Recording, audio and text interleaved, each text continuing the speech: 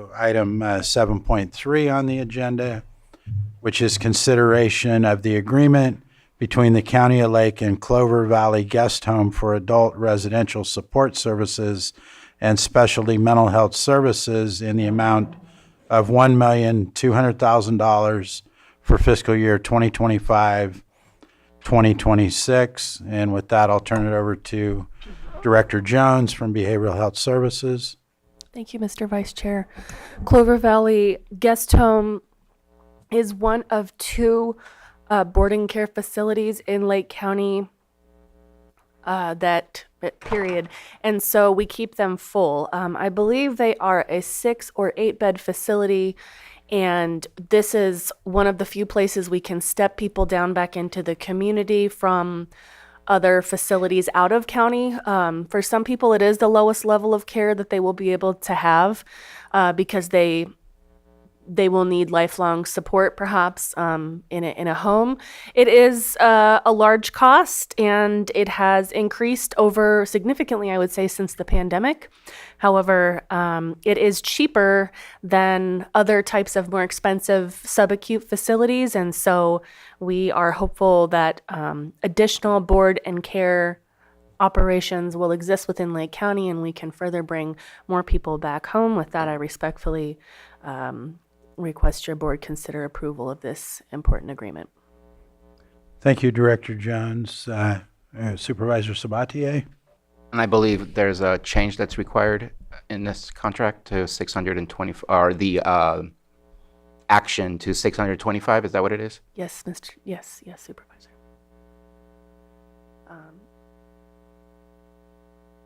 The change is to, you have it in front of me. I apologize. Would you be able to? I'm trying my thing. I thank you. I know the contract is correct. It's the 1.2 is more than it should be.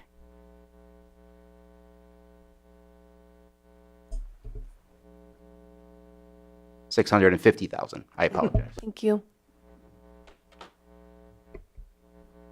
So the amount is $650,000, which is reflected in the contract. So amending the Title 1.2 down to 650. That's a big deal, right? Yeah. It's a big deal.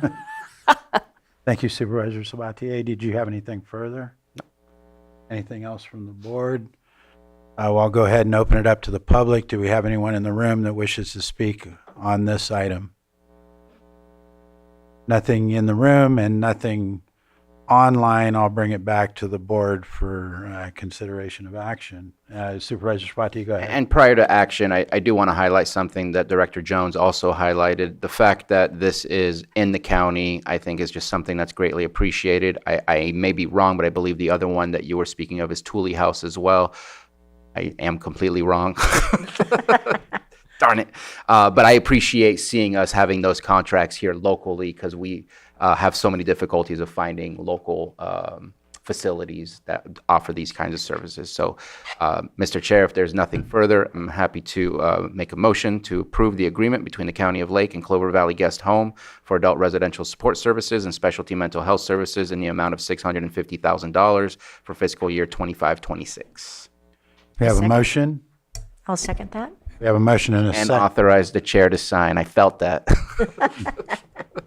We have a motion and a second. I'll call for a vote. All in favor? Aye. Aye. Opposed? Hearing none, the motion carries. And we'll close that item. We're going to go ahead and move on to item 7.4. Elise, was that 6 beds or 8? I am not at that. I think I'm not sure. It's either 6 or 8. I thought it was 7, but Is it 7? Because I could- get them confused. I'm sorry. It's no more than 8. okay. I know it's in there somewhere. We'll go ahead and move on to 7.4, which is consideration of approval of amendment number 1 to the agreement between the County of Lake and Redwood Community Services Incorporated Phoenix House Crisis Residential Treatment Facility for fiscal year 25-26, and I'll turn that over to Director Jones. Thank you, Mr. Vice Chair. Yes, this is an exciting agreement. Redwood Community Services opened up the first crisis residential facility, I think that exists, well, maybe Napa has one, Sonoma has one. So not all of our contiguous counties operate this type of facility. We do not at present in Lake County have this. It is actually a required level of care within our mental health plan. And when we first initiated this agreement, it was, I think, only $25,000 just to get us started to see if there's competition for these beds. And so as things have progressed, they have been accepting more Lake County individuals. So this is a program, I believe, not less than 30 days and no more probably than 90 days, where people who have been in a mental health crisis can go and recompensate and hopefully step back out into the community and get what they need. So I'm happy to see this and happy to bring this before your board. Thank you. Anything from board members? Not seeing anything. I will go ahead and open up this to the public. Do we have anyone in the room? Not seeing anyone in the room or in the online room. I'll bring it back to the board for consideration of action. Mr. Chair, I move that we approve amendment number 1 to the agreement between the County of Lake and Redwood County Services, Inc., Phoenix House Crisis Residential Treatment Facility for fiscal year 2025-26, and authorize the board chair to sign. Second. We have a motion and a second. I'll call for a vote. All in favor? Aye. Opposed? Hearing none, motion carries. And we're going to go ahead and move on to item 7.5, which is consideration to approve the submission of the attached letter to the Department of Healthcare Services, DHCS. And again, this will be presented by Director Jones. All right. Thank you again, Mr. Chair. This issue arose first in 2022. It had been on our periphery where the Department of Healthcare Services initially announced that they submitted claims to Medi-Cal for individuals with unsatisfactory immigration status. Now that has, California has always paid for those services in California and understands that the federal government and Centers for Medicaid will not approve claims. They're not covered by Centers for Medicaid. However, DHCS mistakenly submitted those claims. They were adjudicated, later reviewed, and determined to be ineligible. That had nothing to do with how we submitted those claims on the county end. We don't have control over those levers in terms of whether claims are sent to CMS or not. We have requested all the claims level detail for all of those individuals and are actually still awaiting that from DHCS. That was over 2 weeks ago because we want to review those line by line. However, we are submitting this letter. I am not really expecting that they're going to turn around and say, oh, okay, we're not going to do that. However, given the significance of the amount, it's well over $1 million, and the current financial strain on our department to provide services that are required, it seems counterintuitive, and I am hoping to draw that issue to attention with the Department of Healthcare Services. There is also considerable discussion about this matter within California Behavioral Health Directors Association. We have been keeping them apprised. And there may be other counties that have or are planning to submit a similar letter. Again, the intention is to flag the issue with DHCS, and perhaps there will be a reconsideration, but that is the intent. Thank you. Thank you. Do we have anything from board members? Supervisor Pyska, I believe you were first. Well, I appreciate all the backup that Amber sent yesterday on this. This is just really unfortunate. But I agree with the letter. I would like to know if there's other ways that we can advocate through our lobbyists and our other, well, in CSAC and RCRC too.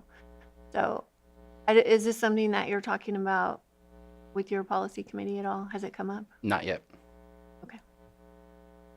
And I don't know if it's a California issue or if other states are dealing with the same, because, I mean, according to what I'm understanding, this is the state of California that submitted these. This is not like an every county issue. So I guess it depends on the state and how it is that they fulfilled their claims, if it was through their own general fund or if it was going through the Medicaid process. But it sounds to me like this is not a new administration change based on HR 1 or any new changes like the state of California has changed how we deal with those that are undocumented currently. This is obviously from the past that the state was given a warning and the state is finally ready to start looking at taking action, which is unfortunate. Any further But comments? I will be looking into it and having conversation with Justin Garrett, Danielle Bradley over at CSAC, and seeing if there's anything else on the federal level that's happening to see what's possible. Yeah, and then I saw Matthew come in wondering about our lobbyists too. Can you address that, Matthew? So I don't have an immediate update. This is Matthew Rothstein, Chief Deputy County Administrative Officer. I don't have an immediate update from our lobbyists, but if it's the will of your board, we certainly can reach out to them on this topic. Wasn't cleanly a part of any one of your board's existing priorities. However, certainly it's relevant to county revenues. There are other implications that it could be tied to, but we would seek clear direction from your board that that was of interest, and then definitely can follow up in that respect. All right, my comment would be I'm in support of your method of moving forward on this, and also I would agree that we should have our admin office work with our, what's the right word, our consultants, Lobbyists. lobbyists, I'm sorry. So if there's nothing further at this time from the board, I'll go ahead and, yes, Supervisor. Just a couple of comments. One, obviously, not sending a letter is ridiculous. We got to at least give it a shot and see. Appreciate you being upfront about the possible amount. It's about 1.2 million total, a little bit below that. That's not a small number. What I wish is that we had discussed at least this concept during our budget time. I don't know if there was a conversation between admin and behavioral health where it was decided, let's find out more information. But the fact that the letter's from August and that we had hard discussions on changing the budget already in September, this is not, if this was 200,000, something like that, maybe I can understand not having the conversation, but 1.2 million is a large number. So I kind of wish that we had that conversation then. I don't have the greatest of hopes. I think the state of California is so tight and the federal government is so tight that nothing is going to change. And we're going to have to figure this out. So is this entirely on DCHS, or is there an action or activity that we need to change within to ensure, because this only goes to 2020. I know the original letters were 2022. Are we anticipating to find more between 2020 and 2022, or 2020 and up to 2025? Just kind of curious if there's more to come. I appreciate that question. And the coding within the system and the submission of claims within our electronic health record, right? That's what it all ties back to. There isn't coding in our system to identify these data demographics. That happens at the state level when they adjudicate that individual's claim with their Medicaid status. And so we don't even have that information. No county does. That entirely lies with the state of California. And for whatever reasons, they inadvertently, mistakenly push through these claims to the feds, even though the California's practice has been not to do that, because we understand that those aren't covered by the federal government. And so those have always been effectively subsidized by the state general fund or other California funding sources. But there isn't anything that we would be able to do, or any county on a local level, to control any of those levers, unfortunately. I'm hopeful that because this issue has came up, they've done what they need to do on their end to make sure those claims don't make it to the federal government and they adjudicate them properly within the local California finance system. As I said, I do know that this is a topic of ongoing discussion within CBHDA. Okay. I guess my last question would be, and sorry, it's a bit of on the edges of this, with the changes at the state law that undocumented are no longer eligible for certain services through Medi-Cal. Are we having to start to do our own immigration status check internally that we weren't doing before? We have not crossed that bridge yet. That would be, I think, as of January. Is that correct? I believe that may be correct. Yeah. Okay. Again, I think we have to send a letter. We have no choice. But we'll be bracing. Anything further from the board? Not seeing any. I'll open this up to the public. Do we have anyone in the room? Not seeing nothing in the room, and I'll call on guest online. If you can unmute, please state your name, and you'll have 3 minutes. Thank you, Supervisors. Angela Amaral. I just wanted to thank Director Elise for being so on top of this. I wanted to know if your thoughts on including a CC to the Center for Medicaid and Medicare and Medicaid Services, CMS, the federal agency, just to make them aware of what the state is trying to do. Perhaps they can offer some assistance to the county on the state's ability to request recoupment, even though the county does not send these to the federal government. That's at the state's discretion. So I don't feel that the county should be liable for this, and maybe including a CC to CMS. It might be helpful. I'm not sure. Thank you. Thank you. Director Jones, is there any comment you'd want to make on that? I will. That's an interesting thought, and I think I will confer with CBHDA and maybe even council as regards the utility of CCing CMS. I am a little reluctant to reach out to the federal government directly, but I will seek counsel. Thank you. Any further comment online, Johanna?